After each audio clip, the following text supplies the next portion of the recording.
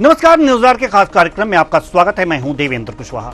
मध्य प्रदेश में लोकसभा चुनाव की प्रक्रिया पूरी हो चुकी है और अब सभी को रिजल्ट का इंतजार है। वहीं अब लोकसभा चुनाव को लेकर एमपी बीजेपी ने सभी विधायकों से लोकसभा चुनाव पर रिपोर्ट मांगी है। जिन विधानसभा क्षेत्रों में कम मतदान हुआ है उसकी वजह भी विधायकों से पूछी गई है। इस पर कांग्रेस नेता अब तंज कस रहे हैं। उनका कहना है कि पार्टी मतगणना को लेकर अलर्ट है।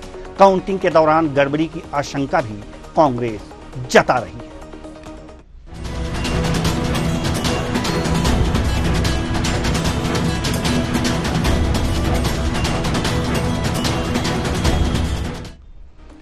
कांग्रेस ने आरोप लगाया है कि तोड़फोड़ कर कांग्रेस के 4 लाख कार्यकर्ताओं को बीजेपी में शामिल किया। ऐसे में बीजेपी कार्यकर्ता वोट डालने नहीं निकले। वोटिंग दरअसल बीजेपी की वजह से कम हुई है। अब चाहे बीजेपी कितनी ही बैठकें करे, कोई लाभ नहीं होने वाला। सुनिए। कि अपने विधायकों पर दबाव बनाए और ये कहें कि वो वोट प्रतिशत कम क्यों हुआ है, तो ये भारतीय जनता पार्टी की वजह से कम हुआ है। कांग्रेस के तो कार्यकर्ताओं ने बढ़ चढ़कर वोट किया है और कांग्रेस ने भी अपने लोगों से बढ़ चढ़कर वोट करवाया है। भारतीय जनता पार्टी को चिंता है कि वोट प्रतिशत कम क्यों हुआ। क्यों अमित शाह जी भोपाल आकर अपने मंत्रियों से कहकर गए थे कि अगर वोट प्रतिशत कम हुआ तो मंत्री पद चला जाएगा। तो चिंता तो भाजपा को है, कांग्रेस को कोई चिंता नहीं है। हमें तो चिंता इस बात की है कि काउंटिंग वाले दिन जिस तरीके से प्रशासन का दुरुपयोग किया जाएगा उसको लेकर हम सचेत हैं। हम अपने कार्यकर्ताओं को ट्रेनिंग दे रहे हैं कि काउंटिंग के समय आपको किन चीजों का विशेष ध्यान देना है जिससे भाजपा और प्रशासन तंत्र उसमें कहीं भी गड़बड़। माना जा रहा है कि आने वाले दिनों में रणनीतिकारों की बैठक बुलाई जा सकती है। विधायकों से रिपोर्ट मिलने के बाद पार्टी नेतृत्व रिपोर्ट पर आकलन कर आगे की कार्य योजना तैयार करेगा। बीजेपी के विधायकों से रिपोर्ट मिलने के बाद प्रभारी और सह प्रभारी सहित प्रदेश के दिग्गज बीजेपी नेता रिपोर्ट का आकलन करेंगे। विधायकों द्वारा भेजी जाने वाली रिपोर्ट और पार्टी के जरिए तैयार कराई गई रिपोर्ट का मिलान किया जाएगा।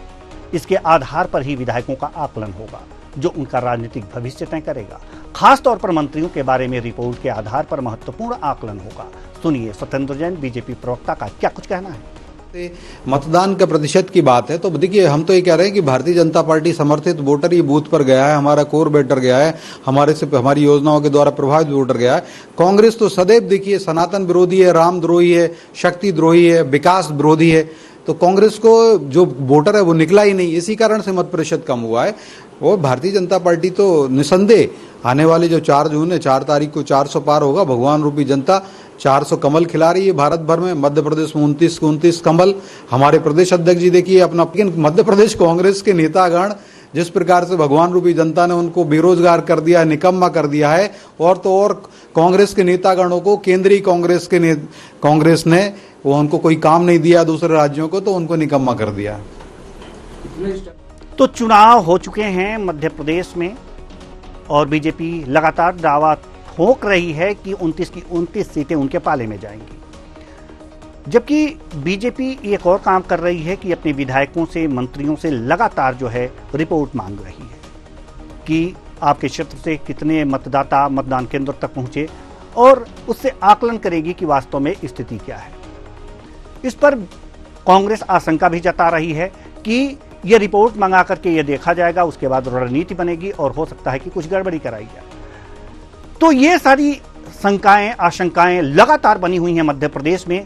कांग्रेस को बीजेपी नेता, प्रवक्ता लगातार कह रहे हैं कि वहां के नेता बेरोजगार हो गए हैं और 29 की 29 सीटें लगातार, मतलब 28 सीटें तो 2019 के लोकसभा चुनाव में जीती थी, लेकिन अब 2024 के लोकसभा चुनाव में 29 की 29 सीटों पर कब्जा करने वाली है बीजेपी, ऐसा बीजेपी की तरफ से कहा जा रहा है। जबकि कांग्रेस भी दावा ठोक रही है कि कम से कम 10-12 सीटें हम जीत लेंगे। आज इसी मुद्दे पर हम चर्चा करेंगे कि आखिर जो बीजेपी आकलन कर रही है वास्तव में उसका लक्ष्य क्या है।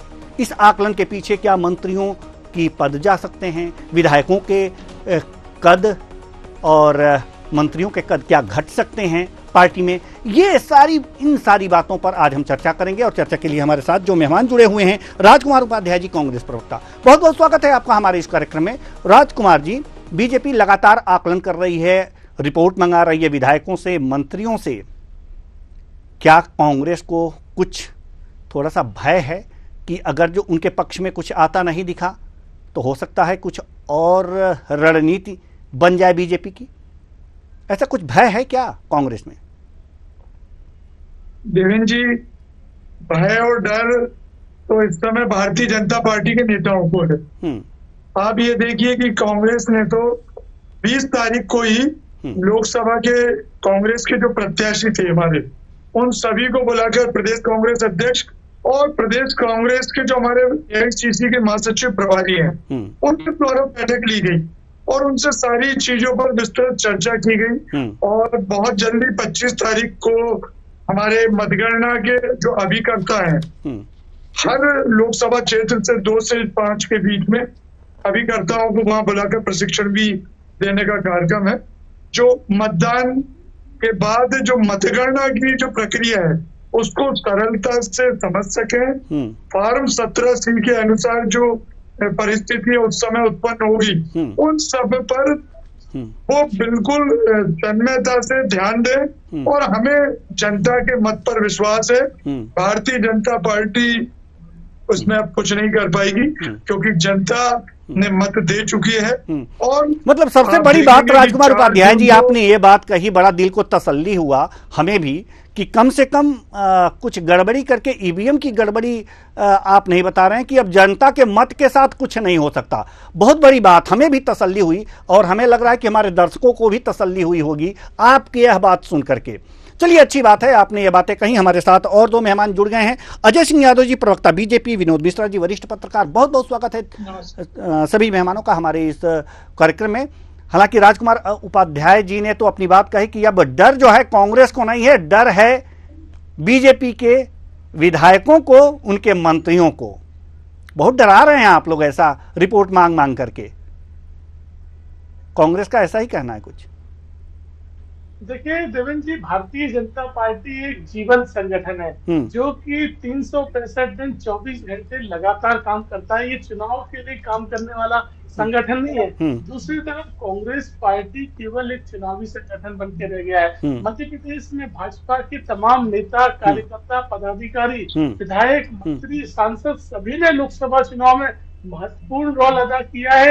और ये भी एक बड़ी सी बात होती है कि जब काम करते हैं तो मूल्यांकन भी होता है, और मूल्यांकन भाजपा जैसे काम करने वाले संगठन नहीं हो सकता है। कांग्रेस में तो सभी 0/0 है, तो वहां तो मूल्यांकन की कहीं कोई आवश्यकता नहीं है। ऐसे में भारतीय जनता पार्टी में मूल्यांकन भी होता है। लेकिन ये कहना कि किसी को कोई टारगेट दिए गए थे, वो टारगेट हुए कि नहीं हुए, ये कहना गलत है। भारतीय जनता पार्टी के तमाम नेताओं ने बढ़ चढ़कर काम किया। अगर आप देखें कि मध्य प्रदेश में पहले 2 चरण में मतदान प्रतिशत बहुत कम हुआ था, उसके बाद भारतीय जनता पार्टी के संगठन ने मुस्तैदी से काम किया और तीसरे और चौथे चरण में मतदान प्रतिशत भी बढ़ा, क्योंकि कांग्रेस पार्टी एक अकर्मण्य विपक्ष के रूप में हो गया है। मतदान प्रतिशत कम होने का वही बड़ा कारण था, क्योंकि आम जनता में ये महसूस हो रहा था कि चुनाव में कोई मुकाबला नहीं है। उसके बाद भी तीसरे, लेकिन अजय जी, आप ये बातें कह रहे हैं कि आप बड़ी ही तत्परता से आपके कार्यकर्ता जो तीसरे चरण से एकदम से खुल करके सामने आए और मतदान प्रतिशत बढ़ा। वहीं कांग्रेस का कहना है कि आपने जो कांग्रेस कार्यकर्ताओं को बीजेपी में शामिल किया था, इसलिए बीजेपी कार्यकर्ता कुछ किए ही नहीं, वोट डालने तक नहीं गए। यानी कि जो मत पड़ा है वो कांग्रेस के पक्ष में कांग्रेस के लोग ही डाले हैं।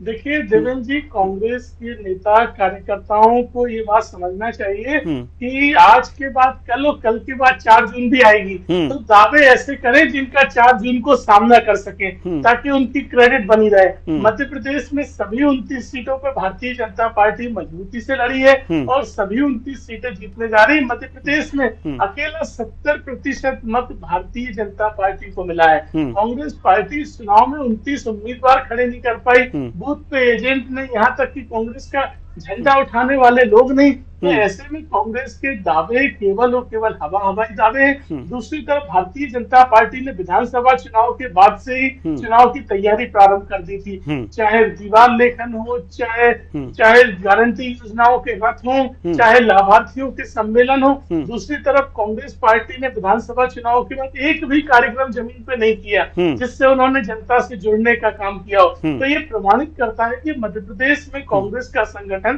पूरी तरह समाप्त हो गया है। भारतीय जनता पार्टी के नेता कार्यकर्ताओं ने मेहनत की है, जिसका परिणाम 4 जून को दिख जाएगा। चलिए ठीक है, हम आपके पास आएंगे। विनोद मिश्रा जी, वरिष्ठ पत्रकार हैं आप। कांग्रेस उम्मीद जगा रही है, जैसे कि बीजेपी लगातार अपने विधायकों, अपने मंत्रियों से रिपोर्ट मांग रही है जो मतदान हुए हैं उसकी, कि किन क्षेत्रों में कितना मतदान हुआ है। एक उम्मीद है शायद कांग्रेस को कि अब विधायकों और मंत्रियों पर अब कार्रवाई हो सकती है। कांग्रेस की यह उम्मीद कितनी सार्थक, कितनी सही लग रही है आपको? देखिए कुशवाहा जी, बात यह है कि भारतीय जनता पार्टी अपने मंत्री, विधायकों या कार्यकर्ताओं पर कोई कार्रवाई करती है तो उसका लाभ कांग्रेस को कैसे होगा, ये कांग्रेस को सोचना होगा।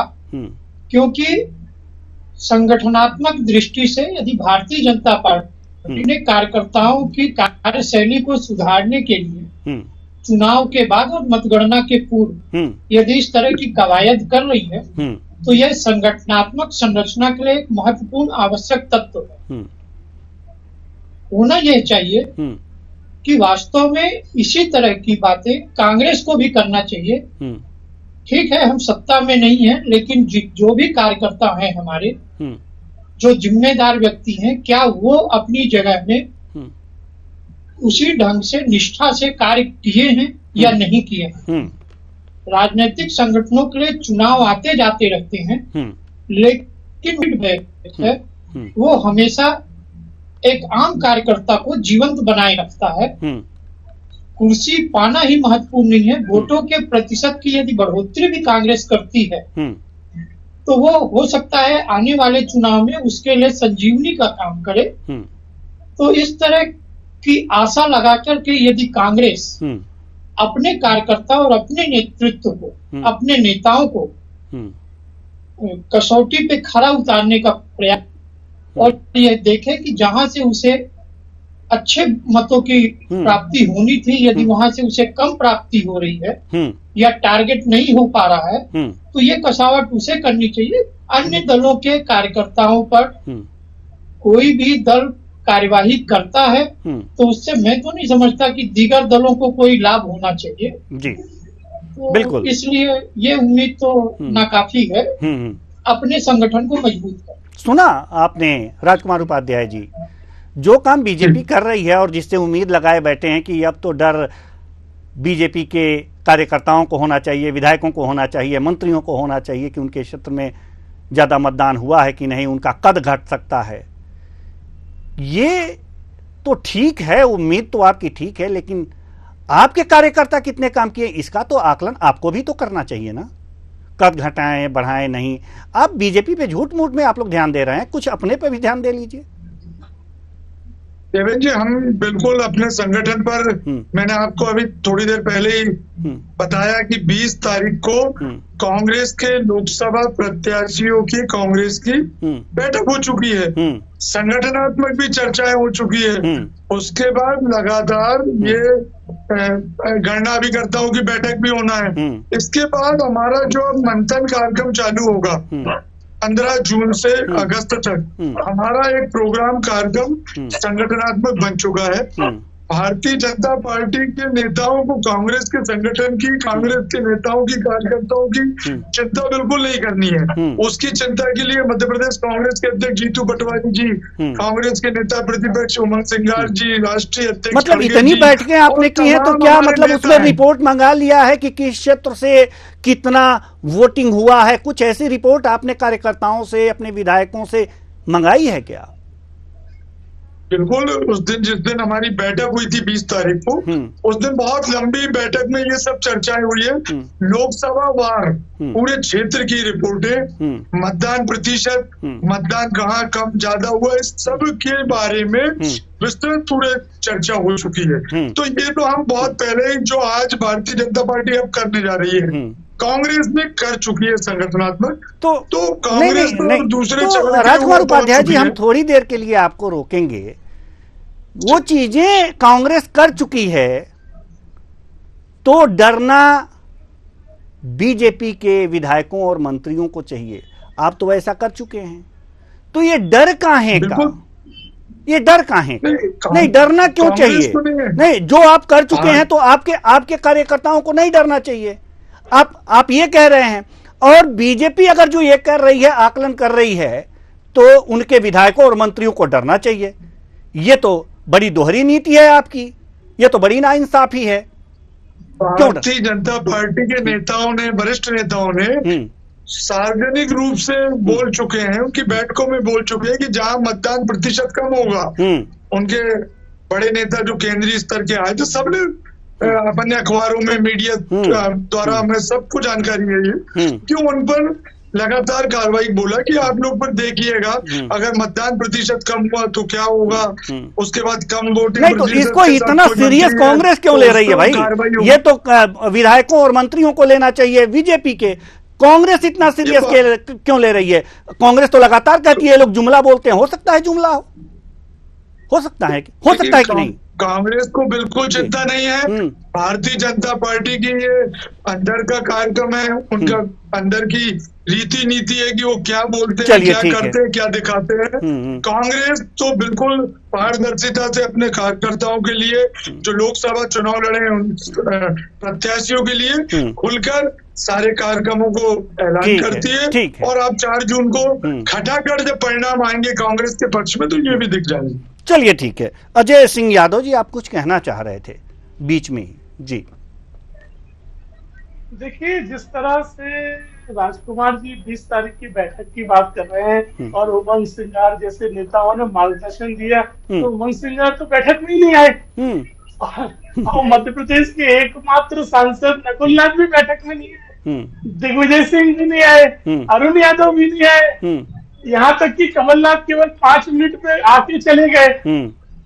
और उसी बैठक में से बाहर निकल के सज्जन वर्मा ने सवाल उठा दिया कि पार्टी में चुनाव हरवाने वाले नेताओं पे कार्रवाई नहीं होती है, पार्टी में संरक्षण दिया जाता है ऐसे लोगों को जो पार्टी का नुकसान करते हैं। तो ऐसी बैठक और जिसमें ना नेता आए ना निर्णय हुआ, तो ऐसी बैठकों का क्या दशा निकलती है, आप बताइए।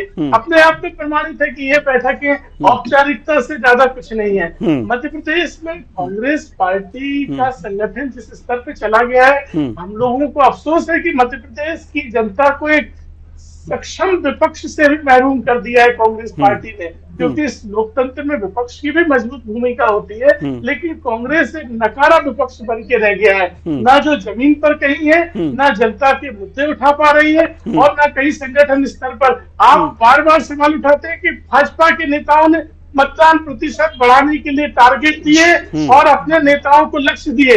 आपके नेताओं ने कोई लक्ष्य नहीं दिया मतदान प्रतिशत बढ़ाने के लिए। आपको पता है कि कोई वोट आपको मिलना ही नहीं है, तो ना आपने लक्ष्य दिए और ना मतदान प्रतिशत बढ़ाने की दिशा में कोई प्रयास किया। तो इसी से पता चलता है कि कांग्रेस पार्टी किस तरह से डेड एंड पे आके खड़ी हो गई है। यहाँ कांग्रेस के पास ना नीति है, ना नियत है, ना नेता है। चलिए, न नीति है, न नियत है, न नेता है। राजकुमार उपाध्याय जी भी, आप भी कुछ कहना चाहते हैं, लेकिन बारी तो विनोद मिश्रा जी की है। माफ कीजिएगा विनोद मिश्रा जी, हम आपके पास थोड़ी देर बाद आ रहे हैं।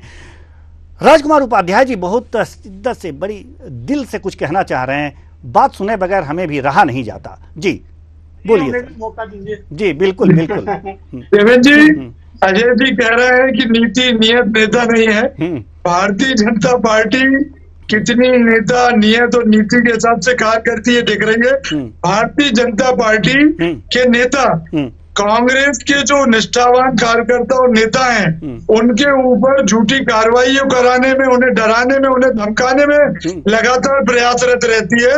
जो दबता नहीं है, डरता नहीं है।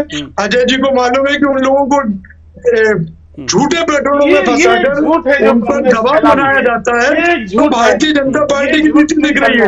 निर्मला सीतारमण जी ने कहा है कि भाजपा के द्वार तो भ्रष्टाचार करने वाले नेताओं के लिए भी खुले हैं। तो अब तो इनकी बात, नीति, नियत और नेता सब चीज अब दूबर हो गई है। और अब तो ये दूर की कौड़ी हो गई है। जब 4 जून को परिणाम आएंगे तो बिल्कुल आप देखिए 4 जून को मीडिया फटाफट दिखाएगी और खटाखट सरकार कांग्रेस इंडी गठबंधन बनाई।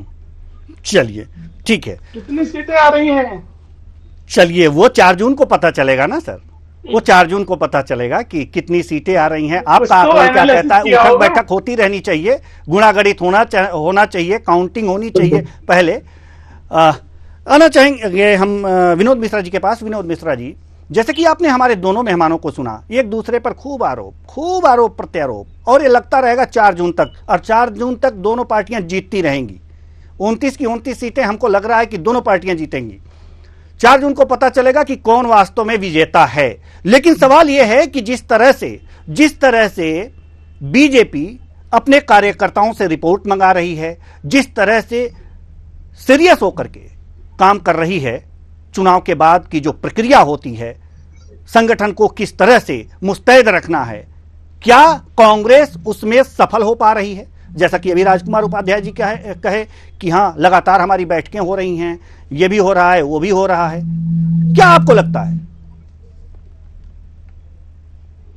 लगने की तो बात यह है कि जिस ढंग से भारतीय जनता पार्टी अपने बूथ लेवल के कार्यकर्ता से लेकर के मंत्री और विधायकों तक को मतदान प्रक्रिया में जो उनको जिम्मेदारी दी गई थी, उसकी जिम्मेदारी की परीक्षा, या आप ये मानिए कि आपने कितना काम किया है, आकलन रिपोर्ट चुनाव के पूर्व प्राप्त करना चाह रही है। तो लेकिन वहीं दूसरी ओर कांग्रेस जो है, कहीं ना कहीं कार्यकर्ताओं और इस नेतृत्व के मामले में कमजोर रही है। इसलिए कांग्रेस ने एक जो दूसरा पड़ाव है उस ओर ध्यान दिया जी है।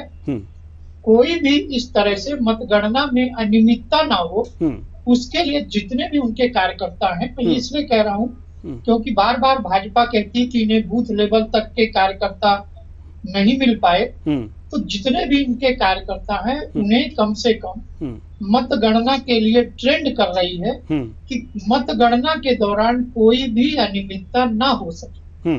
और जैसा ये माना जाता है कि मतदान से ज्यादा कहीं महत्वपूर्ण मतगणना भी होती है, तो इसलिए कांग्रेस अपना जो नेक्स्ट स्टेप है उससे अपना जो रिपोर्ट कार्ड है वो सुधारने का एक प्रयास कर रही है कि यदि कुछ गड़बड़ की जा सकती है तो उसे किस प्रकार से रोकना और अपने पक्ष में परिणाम लाने का प्रयास, बिल्कुल प्रयास करना चाहिए कि जो मतगणना हो वो सही हो, उसमें कोई गड़बड़ी ना हो पाए, निष्पक्ष हो, ऐसा प्रयास कर रही है कांग्रेस और इस तरह की तैयारी कर रही है। राजकुमार उपाध्याय जी, जैसा कि विनोद मिश्रा जी ने अभी कहा है, क्या ऐसी भी तैयारी हो रही है आपकी? बिल्कुल, हमारे बूथ पर जैसे मिश्रा जी बोल रहे हैं, हमारे पूरे बूथ एजेंट बैठे थे पूरे निर्वाचन के लोकसभा क्षेत्रों में। हर बूथों पर कांग्रेस का कार्यकर्ता बूथ एजेंट के रूप में पीएलओ हमारा बैठा था। काउंटिंग की बात कीजिए ना, उसकी क्या तैयारी कर रहे हैं? साथियों की कमी नहीं है। और क्या काउंटिंग की बात कीजिए? अब तो जो हो गया, मतदान हो गया मध्य प्रदेश में, अब काउंटिंग की बात कीजिए, उसकी क्या तैयारी कर रहे हैं आप? और क्या आपको लगता है कि अगर जो आपके जो कर्मचारी हैं, कार्यकर्ता, माफ कीजिएगा, जो कार्यकर्ता हैं वो वहां पर काउंटिंग में अच्छी भूमिका अगर जो निभा लेते हैं तो निष्पक्ष मतगणना होगी, नहीं तो कुछ गड़बड़ी भी हो सकती है? ऐसी आशंका है क्या कांग्रेस को? देखिए, कोई भी आशंका के लिए 25 तारीख को जो हमारे गणना एजेंट अभिकर्ताओं को जो बुलाकर वहां पर कांग्रेस संगठन के द्वारा प्रशिक्षण दिया जाएगा, लीगल सेल की टीम के द्वारा, और किसी भी प्रकार की मतगणना स्थल पर इस प्रकार की कोई मामला सामने आया तो निश्चित रूप से मध्य प्रदेश कांग्रेस कमेटी के जो ऑफिस कार्यालय पर उस दिन उपस्थित रहेंगे, तो मतदान के अभिकर्ताओं को सारी जानकारियां उस संबंध में दे दी जाएगी। और मुझे लगता है कि इस प्रकार निष्पक्ष चुनाव का अपेक्षा जो लोकतंत्र में है, उसमें भारतीय जनता पार्टी स्वच्छता पारदर्शिता से ही अगर कार्य करेगी तो निश्चित रूप से ये बहुत अच्छा होगा। जी, अच्छी बात है। राजकुमार उपाध्याय जी, एक सवाल का जवाब और दे दीजिए, उसके बाद से हम अजय सिंह यादव जी के पास आएंगे। क्या क्या गड़बड़ियां वहां पर हो सकती हैं काउंटिंग स्थल पे? काउंटिंग प्लेस पे क्या क्या गड़बड़ियां हो सकती हैं? काउंटिंग स्थल पर फॉर्म 17C में जो बूथों पर जिस मत वहां डाले गए हैं, बस मुख्य उसी बात पर है कि उतने मतदान की जो ईवीएम में हमारी मशीन है मतदान पेटी में, उस पर मुख्य सबका फोकस रहेगा कि मतदान की घटा बढ़ी ना दिखाई दे। ये हमारा मुख्य कार्य है। जी, अच्छी बात है और ये होना भी चाहिए, और इसके लिए अपने कार्यकर्ताओं को ट्रेंड भी करना चाहिए, कांग्रेस को जो कर रही है, अच्छी बात है। अजय सिंह यादव जी, अब कांग्रेस दूसरे तरीके से तैयार हो रही है, आकलन कर लीजिए, रिपोर्ट मंगा लीजिए, लेकिन कोई गड़बड़ी नहीं हो पाएगी। देखिए, लोकतंत्र में प्रत्येक राजनीतिक दल का अधिकार है कि वो इस तरह से अपनी तैयारियां करें, और हम तो इस बात का स्वागत करते हैं कि वो अपने मतदान अभिकर्ता, कार्यकर्ता और जो भी हो सबको ट्रेनिंग दे, पूरी तरह संतुष्ट हो, मतगणना के लिए जो भी जरूरी औपचारिकता है वो पूरी करें। इसमें हमें कोई आपत्ति नहीं, हम तो स्वागत करते हैं कि लोकतंत्र में प्रत्येक राजनीतिक दल को ये करना चाहिए। बस ये है कि चुनाव के परिणाम के बाद ईवीएम को दोषी ना ठहराएं कांग्रेस के नेता, जो हर चुनाव में होता है। जैसे ही चुनाव हारते हैं तो कांग्रेस के नेता केवल और केवल ईवीएम पे सवाल उठाने लगते हैं। ये लोकतंत्र के लिए ठीक नहीं। जनता ने अपना निर्णय दिया है। राजकुमार जी तो पहले ही कह चुके हैं, अजय जी जनता का निर्णय स्वीकार है। नहीं अजय जी, राजकुमार जी तो पहले कह चुके हैं। जी देवेंद्र जी, अभी मतदान की जो गणना है, लेकिन उसमें कुछ आंकड़ा बढ़ रहा है, उसको लेकर जरूर कमलनाथ जी ने टिप्पणी की है। जी नहीं, अभी कुछ कह रहे हैं अजय जी, राजकुमार जी कुछ कह रहे हैं, उसको बड़ी ध्यान से सुनना पड़ेगा मुझे। जी बिल्कुल, मैंने देखिए एक बार और कहिए राजकुमार जी, एक मिनट। जी अजय जी थोड़ा सा शांत रहिए। जी हाँ, आप कुछ कह रहे थे। मतगणना की जो गिनती है, वोटों की गिनती, उसको लेकर कमलनाथ जी ने जरूर सरकार से बात या चुनाव आयोग को बोला है कि ये कैसे बढ़ रहे हैं आंकड़े। तो उस चीज को भी चुनाव आयोग को स्पष्ट करना चाहिए। ये पहली प्राथमिकता, क्योंकि हमारे पास जो संगठन के पास जो चुनाव हो चुके हैं, तो वोटों की गिनती तो है, अब उसमें कोई फेरबदल होना नहीं चाहिए। यही लोकतंत्र की सबसे अच्छी मर्यादा है और यही पारदर्शिता रहनी चाहिए। तो इसमें कोई ईवीएम की तो भूमिका नहीं है। हमें लगता है कि ईवीएम की गड़बड़ी की भूमिका तो नहीं होनी चाहिए। मैंने ईवीएम की गणना की बात ही नहीं करी अभी। जी अभी देवेंद्र जी, मैंने बताया कि कमलनाथ जी ने जो एक अभी 2-3 दिन पहले इस मामले को उठाया है। मतलब इस बार हम लोग आश्वस्त रहें कि जो विपक्ष है वो ईवीएम की गड़बड़ी का मामला नहीं उठाएगा, बाकी अन्य मामले उठ सकते हैं। विधानसभा चुनाव में भी हमने कोई ऐसा प्रकार से हमने आरोप प्रत्यारोप नहीं करे। जनता ने जो हमें मत दिया, निर्णय दिल्ली जाकर के दिग्विजय सिंह जी ने ईवीएम को हैक करने की वो पूरा डेमो दिखाया, और आप कह रहे हैं कि ऐसा कोई बात ही नहीं हुई। नहीं, वो तो लगातार उस मामले को लेकर दिल्ली से लेकर अभी तक कर रहे हैं। दिल्ली में एक बड़ी कमेटी है, उस समिति ने भी इस मामले को उठाया है। तो वो एक बड़े चुनाव आयोग में जाइए, उठाइए। लोगों को ये डेमो दिखा करके क्या करेंगे आप लोग? चुनाव आयोग में जाइए, डेमो दिखाइए। समझ रही है जी वहां जाना चाहिए, जनता के बीच ये डेमो दिखा के आप क्या करेंगे? चुनाव की विश्वसनीयता को आप उस पर प्रश्न चिन्ह खड़ा करेंगे। सीधे चुनाव आयोग जाइए। चुनाव आयोग तो बुला रहा है, जब बुलाता है तो आप लोग जाते नहीं। सबसे बड़ी बात चुनाव आयोग समय नहीं देता है। ये लोग समय भी मांगे हैं, लेकिन चूंकि अब ये चुनाव प्रक्रिया होने के बाद निश्चित रूप से तारीख के साथ बता दें, तारीख के साथ बता दें कि कब कब चुनाव आयोग ने सभी राजनीतिक पार्टियों को बुलाया था कि आइए हैक करके दिखाइए। कोई गया ही नहीं, कोई इंजीनियर ही नहीं है ऐसा राजनीतिक पार्टियों के पास, और मजमा लगा करके आप लोग दिखा रहे हैं कि देखिए ऐसे हैक होता है, वैसे हैक होता है। वहीं जाके दिखा दीजिए।